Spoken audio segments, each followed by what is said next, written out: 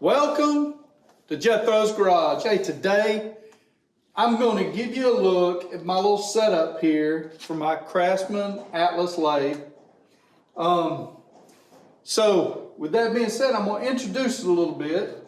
First, this is a Craftsman Atlas Lathe. It's a 101 07 301, 6-inch swing, 21-inch bed.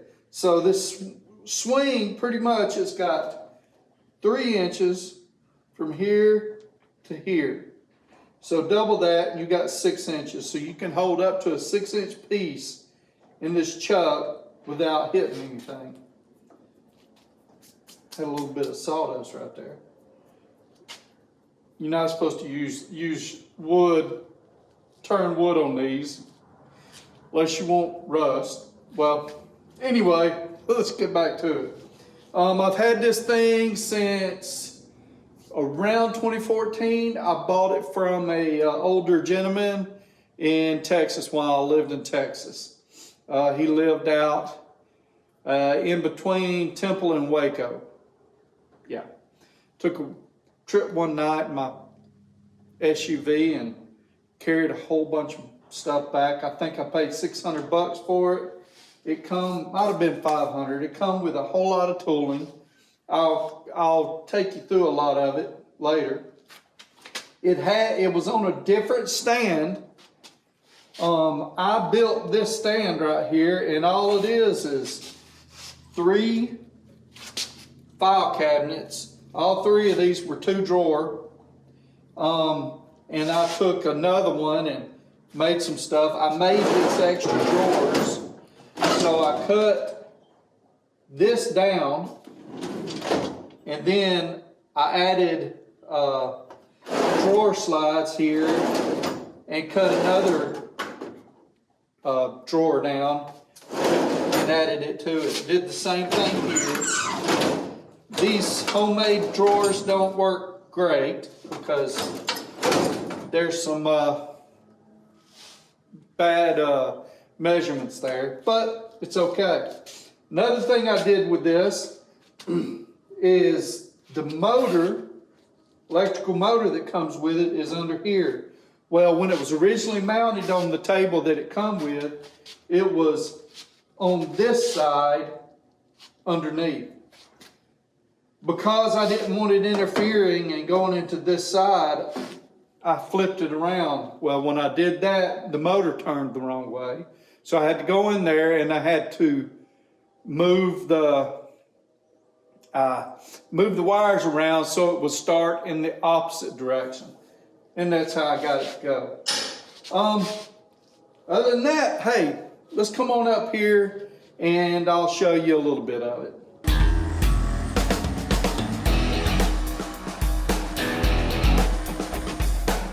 So I'm going to take you from one end to the other, and we're going to go over the bits and pieces of this lathe.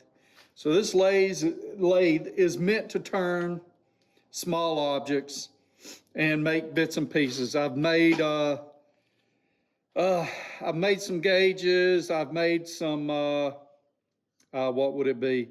Some spacers and some washers. I even made a bolt that I couldn't find for my lawnmower wheel. I think I could find it, but it was like $10, and I took another bolt and made it. So we got the headstock right here. Open this up and you find your change gears. These gears determine the speed of your feed screw. The feed screw is right here. You'll get a better look at it in a minute. If I want to turn threads, then I want to adjust this feed screw speed, and how I do it is change out these gears. Now you got other lathes where you actually have a way to change the gear or change the speed. Well, on this one it's all manual, so I have to change it by putting in different gears. I made this little holder here to hold all my extra change gears. So right here. They're all on it. There's nothing special about it. I just turned the rod down, had a good base on it, and there we go. These gears are made out of Zamac. So it's a zinc, aluminum, and I'm not sure what the other metal is, but it's something they developed during the war, during World War II, to be a little, use less important material and use less important material, you know, to make other stuff. So these gears, you don't want to be rough with them. They will break on you. You know, I just dropped one. But it's a nice complete set of change gears. Anyway, let's go further. Oh, let me explain something. So this, I can reverse the direction of the feed screw. With this, I can reverse the direction of the feed screw. Yeah, it's a little, there we go. So I can have it come this way, and then I can make it go the other way. It's not super easy to get right. While we're still on this end, I'll show you a little something else. If I want to do any milling, which I'll show you here in a minute, I have the spindle here and this right here. So I screw this in here, except I will put it in through here and screw it into this from the other side. Okay, let's move down.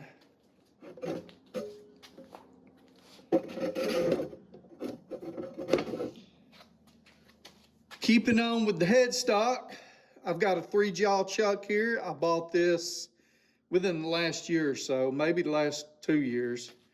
And here's the 4-jaw chuck that comes with it. My poor stuff, wow, I got plenty of sawdust in that. Again, shouldn't be turning wood on this, but it's what I got.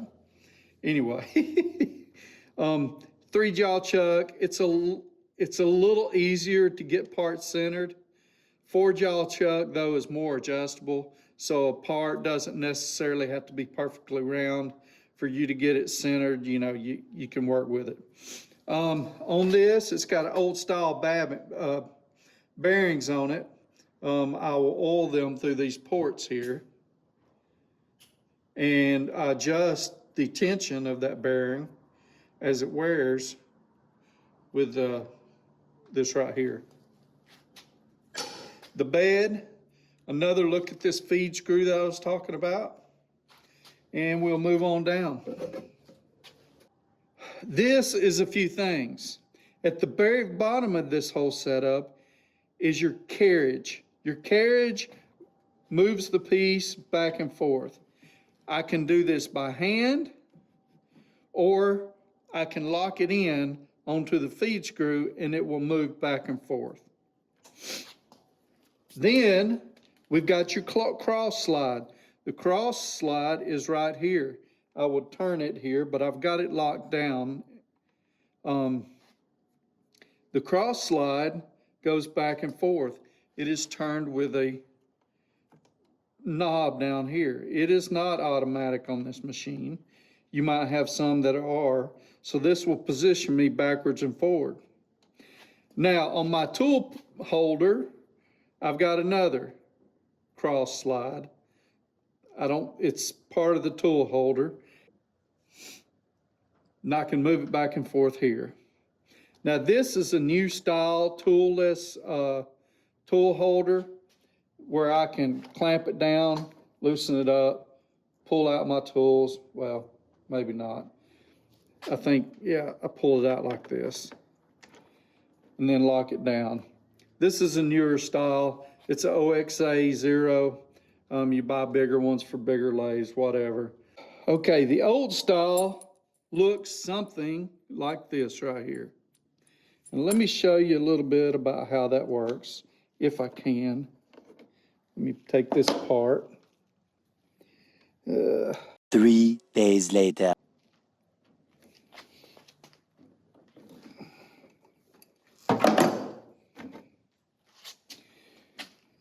Okay, see all this? This is what locks it in place right here.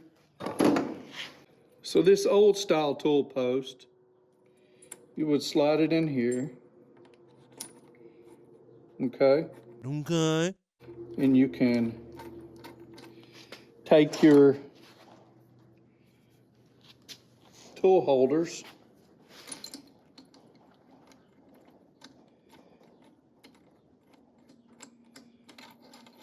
put them in here at whatever height you need them, and then lock them down. And the more you lock this down, the tighter it gets. It helps you would position your tool in here. But let's take this one out and use one with a tool already in it. Here's a cutter. So this is a Atlas left-hand tool holder. Put it in here, tighten it down, and there you go. This is a homemade tool holder. Very simple though, very simple deal. This is a cutoff tool holder, and I'm pretty sure it's homemade.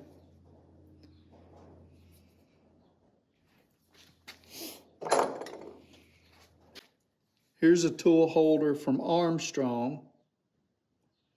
It's a nice little setup. Think that's another parting tool. Not positive. And what else? I think I've got some more, just don't have them out here. So that's how that works.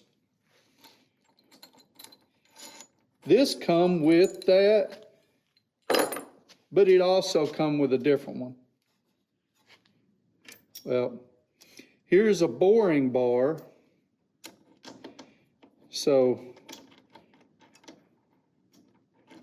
we'll slide it in and tighten this up.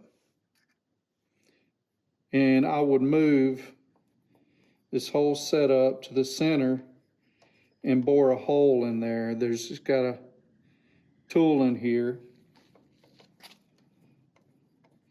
And I would bore a hole ever how big I could. And as I went, I would slide this out, but you don't want to have no more stick out than you actually need because of vibrations and everything.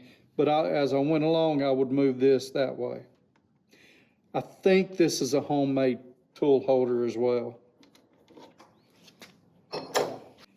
Here's the tool holder that it actually came on it.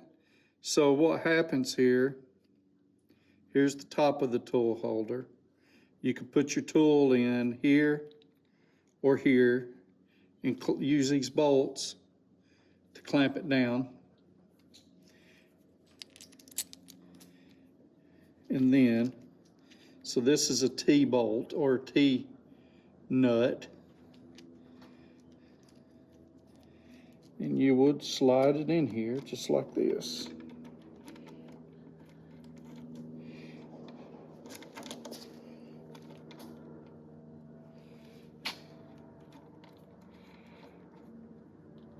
Tighten it down.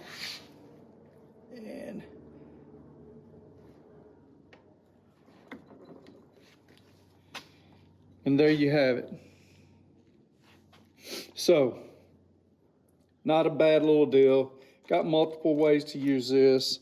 And oh, by the way, I can take the tool holder off and I can throw this up here. This is a milling attachment. Remember I told you I'd show you something else? Well, this will sit on top of my carriage and my cross slide, and I'll be able to move it back and forth, or front to the back or front, and then forward or back. So it has been broke and re-welded. It's very, it's not super strong, so I can't just go cranking on these. And that makes it a little more aggravating to use, because it will certainly, slip if you're not careful. So this is really for machining small parts. The trying to mill on this machine is the least effective of this machine. If I'm doing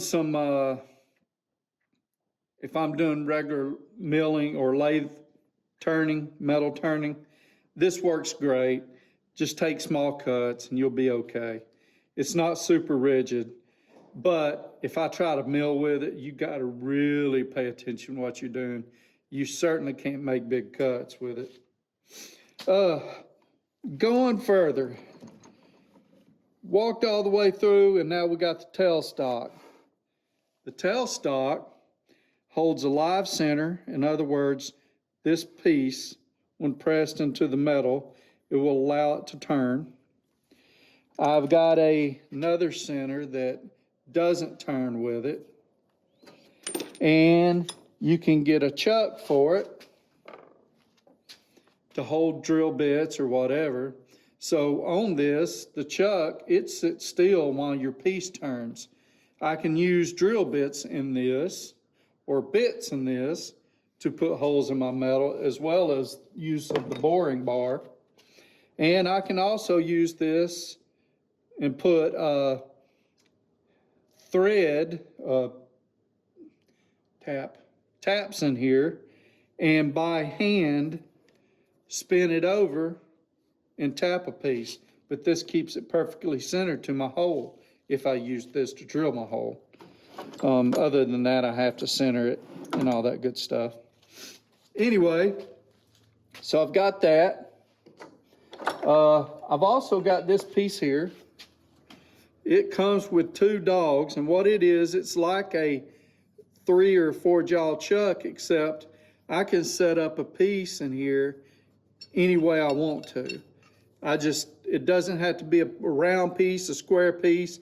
It can be half oblong, whatever, and I will set it up and clamp it down in this to be able to turn it. Let's see what else we got. And last, I got the steady rest.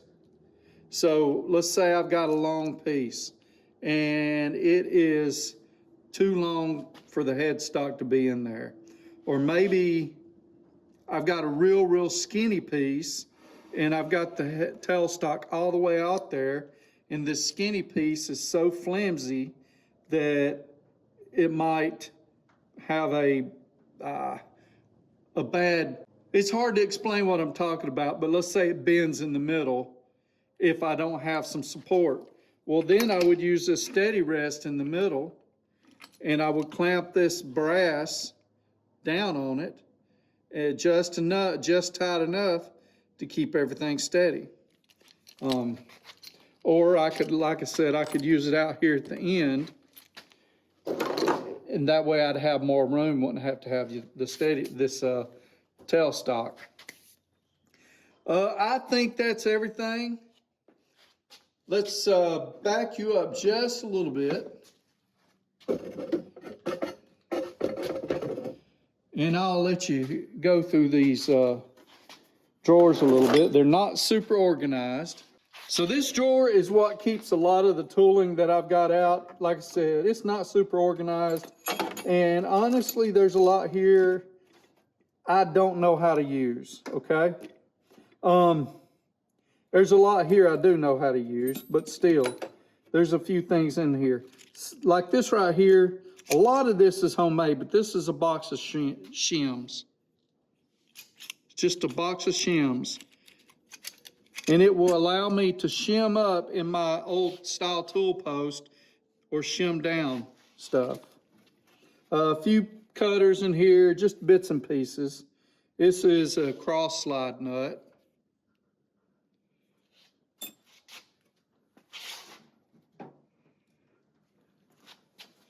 You got some more line in there? There we go. Now, here's some more tooling. A lot of, like these are for my boring bar. These are just different knives. A lot of these are way too big. I made this block. It's really simple. I didn't make it. I just cut me a piece of scrap wood, planed it all down, made it look pretty, drilled a bunch of holes in it, and you still see the lines on it. Bottom line, I was trying to get me a place where I could hold my bits or my tools, cutting tools.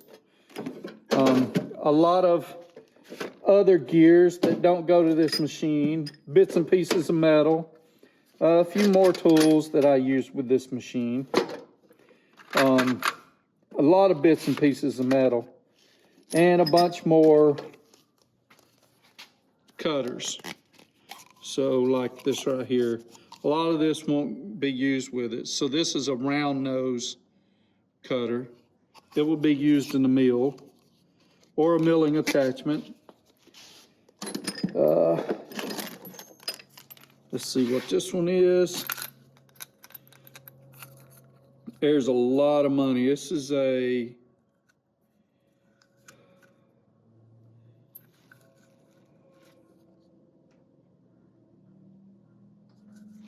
bottom line, these are center drills. Forget what they're called, but they're pretty small. And see what else we got.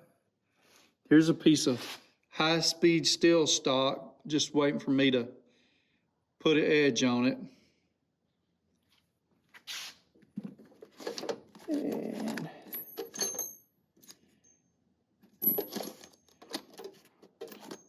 more end mills, different things like that. That's just a bunch of tools. That was my electrical drawer that I don't use it anymore. Let's go over here. My taps or my dies, some of them, just, I don't know, I made me a piece of wood, figured out what I needed, did it up so I could put dies in here. All it is 2 pieces of plywood put together, and I drilled a hole, used a hole saw to drill holes in one of them and left the other one solid.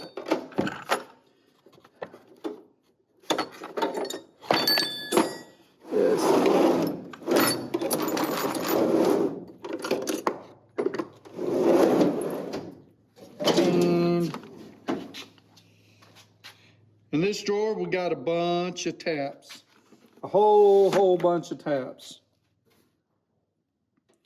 I bought that one specifically to make a nut for a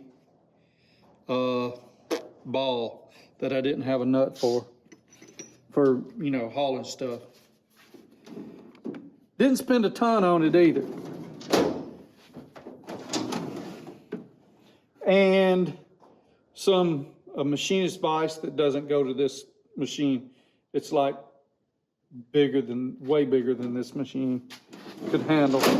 Before we go, I'll show you a few things. A lot of this stuff doesn't go to this, but there's a machinist vise. That is a tool holder. That right back there is a dividing head. That is another tool holder that's not complete. And there is a 3-jaw chuck that will not fit mine. It's just a bunch of old stuff that I've, you know, gathered over the years. So with all that, you've seen the extent of my machine shop. I'm saying that very lightly. I am not a machinist.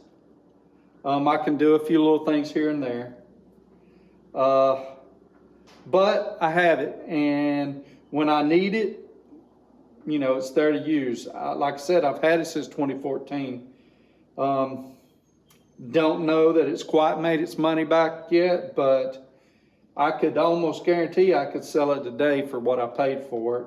And at that point, I've got my money back, plus, you know, some for the parts I've made.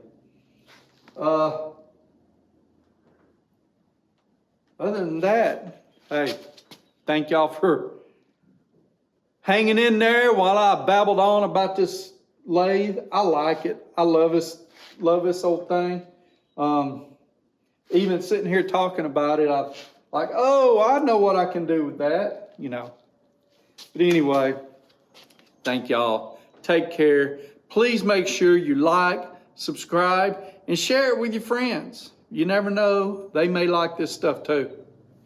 Y'all take care.